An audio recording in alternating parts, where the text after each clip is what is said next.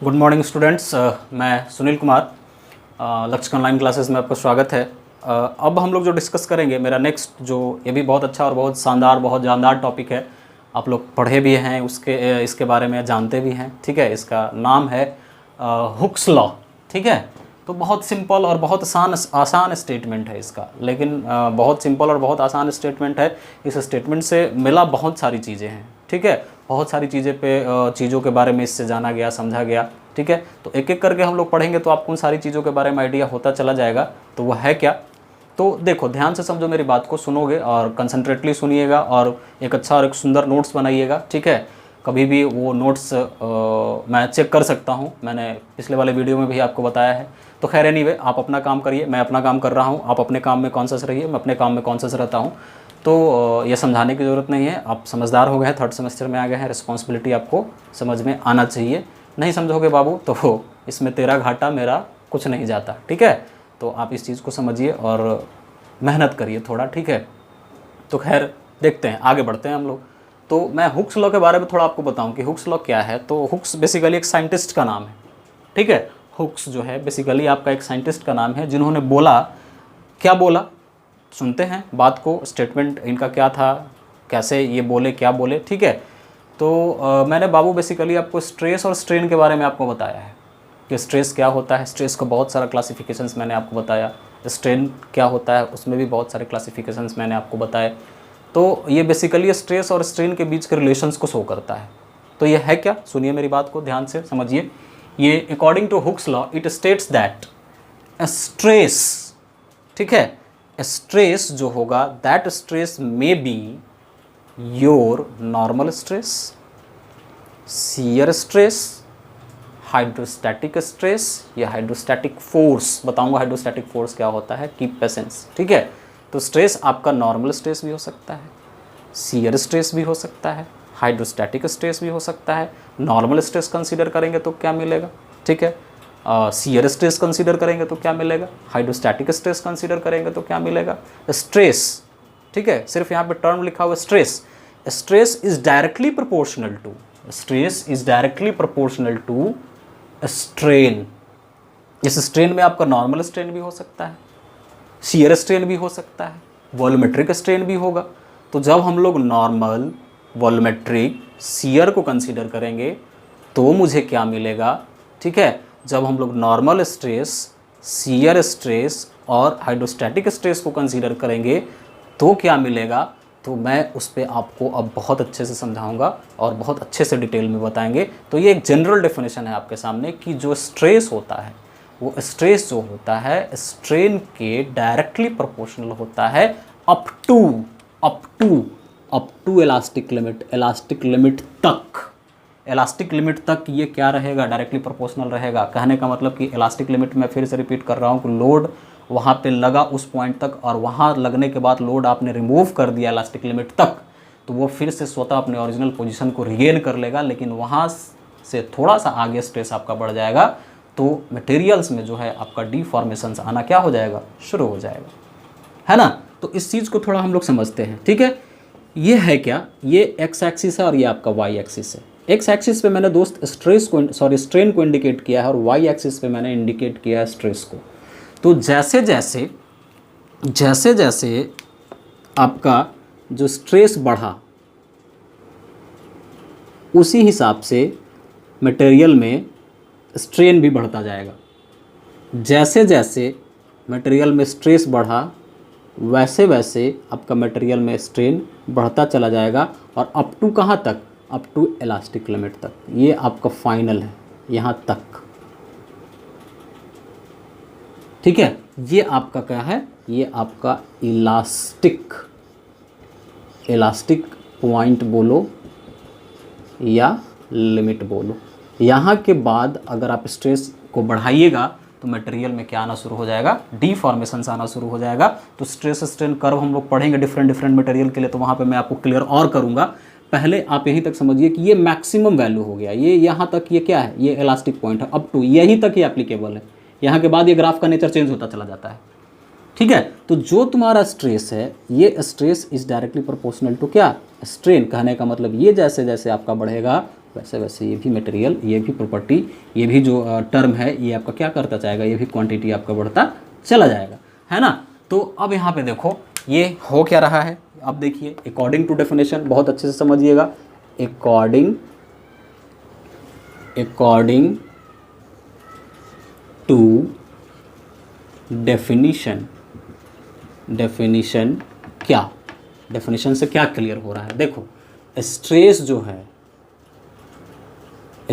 जो है ये डायरेक्टली प्रोपोर्शनल किसके है, स्ट्रेन का है।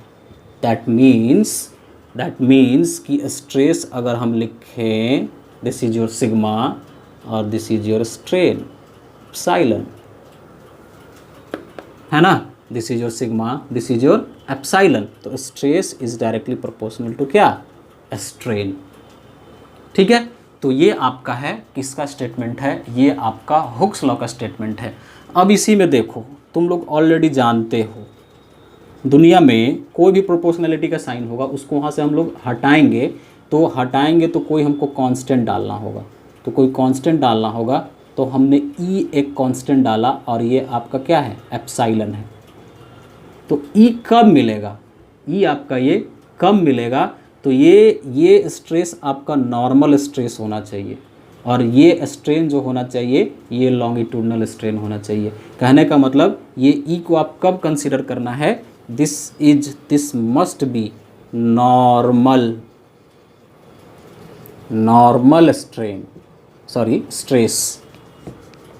स्ट्रेस, या इसी को हम लोग बोलते हैं क्या, डायरेक्ट स्ट्रेस, और ये आपका क्या है, लॉन्गिट्यूडिनल स्ट्रेन। यहाँ पे अगर नॉर्मल की जगह शियर हो जाएगा, लॉन्गिट्यूडनल की जगह कुछ और आ जाएगा, शियर स्ट्रेन आ जाएगा, तो ई नहीं आएगा दोस्त, ठीक है, वो दूसरा टर्म आ जाएगा। ठीक है, तो ये टर्म थोड़ा समझेंगे, यंग्स मॉडुलस, जिसको बेसिकली हम लोग क्या बोलेंगे, वेयर ई को हम लोग बोलेंगे this E is proportionality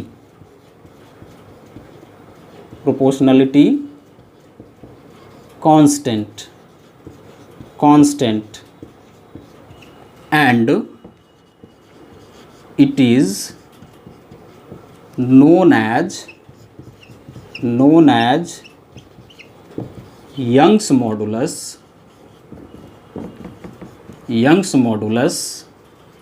or modulus of elasticity, ठीक है, जो कि which is different for different material, जो कि अलग अलग होता है, अलग अलग मटेरियल के लिए अलग अलग होता है। ठीक है, फॉर स्टील,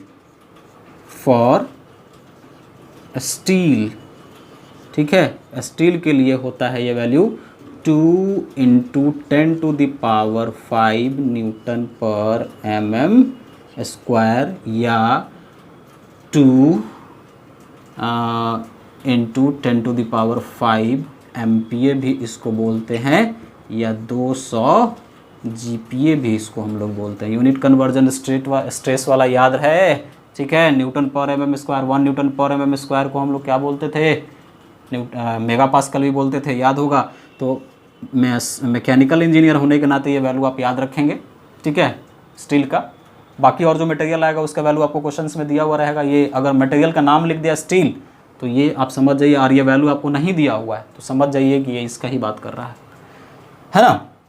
तो ये जो हो गया जब आप नॉर्मल स्ट्रेस, ठीक है, ये तो जनरल डेफिनेशन है, यहाँ तक ये मैंने लिखा है, ये जनरल डेफिनेशन है, लेकिन जब आप यंग्स मॉडुलस कंसीडर करेंगे तो स्ट्रेस आपका होना चाहिए नॉर्मल स्ट्रेस और लॉन्गिट्यूडनल स्ट्रेन होना चाहिए, है ना। तो और भी हम इसमें और डिटेल में पढ़ेंगे जब हम लोग इलास्टिक कांस्टेंट्स के बारे में जानेंगे, ठीक है। तो बेसिकली ये आपको पढ़ाया जाता है जिसके बेसिस पे आपको न्यूमेरिकल्स बताया जाता है। तो वहाँ पे आपको नहीं बताया जाता है कि जो यंग्स मॉडुलस है ये जनरली यहाँ से आपको रिमूव करके बता दिया होगा कि हाँ यहाँ से हटाओ, ये प्रोपोर्शनलिटी कांस्टेंट है, ये हो ऐसा ऐसे हो गया, लेकिन वहाँ पे स्ट्रेस का टाइप होगा दोस्त, वो स्ट्रेस आपका नॉर्मल होगा, स्ट्रेन आपका क्या होगा, लॉन्गिट्यूडनल होगा, ठीक है। तो जिसको हम लोग ये बोलेंगे। अब यहाँ पे देखो, अगर आपको हमको यंग्स मॉडुलस निकाल के दिखाना है तो यंग्स मॉडुलस बराबर क्या हो जाएगा, स्ट्रेस बटा स्ट्रेन। तो कौन सा स्ट्रेस, तो नॉर्मल स्ट्रेस बटा लॉन्गिट्यूडिनल स्ट्रेन, ये आपका बन गया, ठीक है, ये है ना। तो इसका भी यूनिट आपका जो स्ट्रेस का यूनिट होता है वही आपका यूनिट इसका भी होता है। कारण आप देख लीजिए कि स्ट्रेस नॉर्मल स्ट्रेस न्यूटन पर एम एम स्क्वायर, स्ट्रेन का कोई यूनिट नहीं, तो जो स्ट्रेस का यूनिट वही आपका किसका यूनिट, यंग्स मॉडुलस का भी यूनिट। अब यहाँ पे कुछ रिलेशंस आएगा, हम लोग कुछ फार्मूला डिराइव अप करेंगे। तो फार्मूला में आप आ जाइएगा, आप देखिएगा क्या है। अब इसी में आगे मैं आपके सामने कंटिन्यू करूं तो देखो, ध्यान से समझेंगे। देखिए आपके सामने क्या है, आपके सामने है, इसके बाद यहाँ से आप कंटिन्यू करेंगे। उसके बाद यहाँ है stress is equal to Young's modulus this, है ना। तो नॉर्मल स्ट्रेस या डायरेक्ट स्ट्रेस बराबर क्या होता है, P/A, ठीक है, ऐसे लिख देते हैं। नॉर्मल स्ट्रेस बराबर आप जानते हैं कि लोड बाई एरिया होता है, resistive force per unit cross section area. Linear strain longitudinal strain बराबर आप जानते हैं डेल्टा L/L होता है, बहुत इंपॉर्टेंट फार्मूला है, ठीक है। इस इक्वेशन से चलिए, फ्रॉम इक्वेशन 1 देखा जाए, stress this is your Young's modulus and this is your strain. तो what will be happen, stress मतलब P/A Young's modulus and this is delta L/L, है ना। तो हम लोग यहाँ पे डेल्टा L बराबर क्या लिख सकते हैं, डेल्टा L बराबर देखो तो P इंटू L/A/E। तो ये डेल्टा L बराबर निकला, तो हम लोग लिख देंगे डेल्टा L बराबर, ये क्वेश्चन में आपसे निकालने पूछेगा, P इंटू L/A/E। कब, जब आपका नॉर्मल स्ट्रेस होगा तब, ठीक है। तो ये डेल्टा L, ये लोड, ये लेंथ, ये क्रॉस सेक्शन एरिया और ये आपका यंग्स मॉडुलस। तो यहाँ पे हम लोग क्या लिख सकते हैं दोस्त, यहाँ पे हम लोग लिख सकते हैं, अब न्यूमेरिकल स्टार्ट होगा। सो ये कैसे आया समझ जाइएगा, अच्छे से समझिएगा, नहीं समझ में आएगा वीडियो को रिपीट करके देखिएगा, उससे भी नहीं समझ में आएगा देन आपको पता है क्या करना है, ठीक है। कांटेक्ट करना है किससे, मेरे से। चलिए, वेयर चलो, डेल्टा L को हम लोग लिखेंगे इलोंगेशन बोलते हैं दोस्त इसको, चेंज इन लेंथ बोलते हैं, बहुत सारे ऐसे ऐसे करके पूछेगा, चेंज इन लेंथ बोलते हैं, या एक्सटेंशन बोलते हैं, ठीक है। क्वेश्चन में इस तरीके से बोलेगा, इलोंगेशन बताइए, चेंज इन लेंथ बताइए या एक्सटेंशन बताइए। सब कहने का मतलब आपका यहाँ पे क्या है, डेल्टा है, डेल्टा L है, P, ठीक है, लोड है, लोड अप्लाइड, जो लोड लगेगा ऑन मटेरियल, जो मटेरियल पे लोड लग रहा है, या कोई भी सेक्शंस है, लोड अप्लाई ऑन सेक्शंस लिख दो या मटेरियल लिखो। चलिए, उसके बाद L क्या है, लेंथ ऑफ द सेक्शन या length of the material, okay, length of the material. A क्या है, A आपका क्रॉस सेक्शनल एरिया है दोस्त। E क्या है दोस्त, अभी अभी बताए, यंग्स मॉडुलस या मॉडुलस ऑफ इलास्टिसिटी है दोस्त, जिसको basically newton per mm square, newton metre square, newton per mm square में दिया हुआ रहेगा, GPa में दिया हुआ रहेगा, या आपका MPa में दिया हुआ रहेगा, यूनिट कन्वर्जन मैंने बताया है, सो दैट्स वाई आप यूनिट कन्वर्जन देखेंगे, समझेंगे और इस चीज़ को आप जानेंगे। तो कोई भी यहाँ से आपको ये भी निकालने पूछ सकता है, ये भी निकालने पूछ सकता है, ये भी निकालने पूछ सकता है, ये भी निकालने पूछ सकता है, ये भी निकालने पूछ सकता है। ठीक है, 1 2 3 4 5 पैरामीटर में 4 पैरामीटर आपको क्वेश्चंस में दिया हुआ रहेगा। क्वेश्चन आप अच्छे से पढ़ के उसको समझेंगे और स्टार्ट करेंगे। तो अब इसके साथ बाद आपके सामने जो रिप्रेजेंट होगा इस सेशन का मॉस का न्यूमेरिकल नंबर 1 स्टार्ट होगा। ठीक है, अब आपको और ज़्यादा मज़ा आने वाला है और इंटरेस्ट के साथ और एनर्जेटिक वे में खा पी के टाइट होकर एकदम पढ़िए। ठीक है, थैंक यू।